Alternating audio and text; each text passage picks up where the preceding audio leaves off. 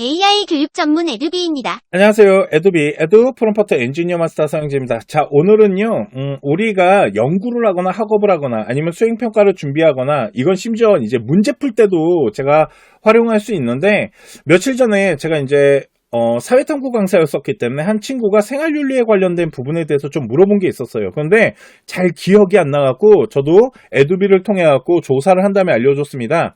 그 부분에 대해서 잠깐 설명을 해드리면 루소가요.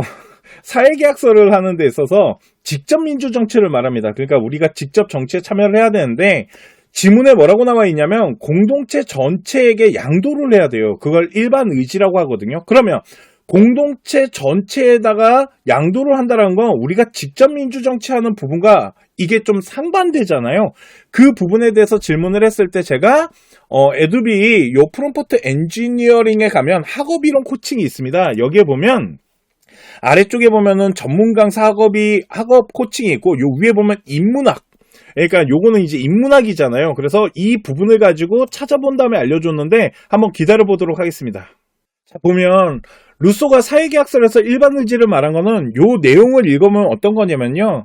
이제 예를 들어 가지고 개인들이 각자 원하는 바가 모두 다르기 때문에 그 동의하는 이 공동체를 만드는 이런 하나의 방향성에 대한 부분은 만들어 나가는데 그거를 만들어 나가는 과정에서는 직접 참여를 해야 된다라는 거예요. 그러니까 공동체에 양도를 한다라는 거는 개인의 어떠한 이익보다는 공동의 이익을 위해서 운영이 돼야 되는데 그거를 우리가 직접 들어가서 해야 된다는 거죠. 자, 이번에는 연력학에 대한 제1법칙과 2법칙 있죠. 이거를 핵심 내용을 좀 비교해 달라고. 그리고 프롬프트 엔지니어링에 가면 이번엔 인문학이 아니잖아요. 그러니까 전문 강사한테 한번 코칭을 받아보도록 하겠습니다.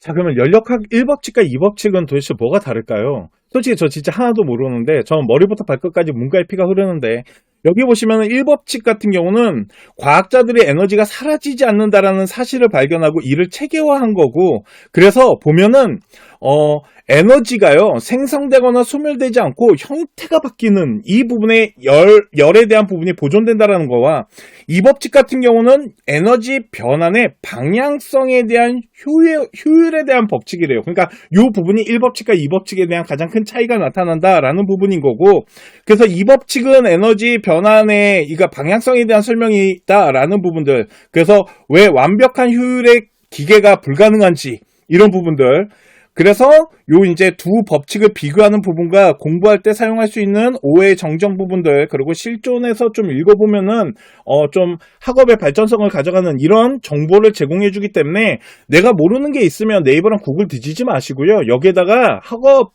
이제 전문 코칭한테 물어보면 우리가 공부하는 방향으로 학업을 해나가는 방향으로 설명을 해주고 있으니까, 그리고 나중에 문제풀이 하는 데 있어서도 좀 도움이 될 수 있는 정보들을 주거든요. 그래서 이렇게 한번 이용을 해보시면 좋지 않을까라고 생각을 합니다. 자, 오늘 에듀비를 통해서 인문학과 과학에 관련된 부분에 있어서 전문 코칭에 대한 부분에 어떻게 정보를 또 구해서 공부를 할 때 도움을 받을 수 있는지 설명해 드렸고요. 다음 시간에 또 프롬프트 엔지니어링 활용하는 방법에 대해서 설명해 드리도록 하겠습니다. 감사합니다.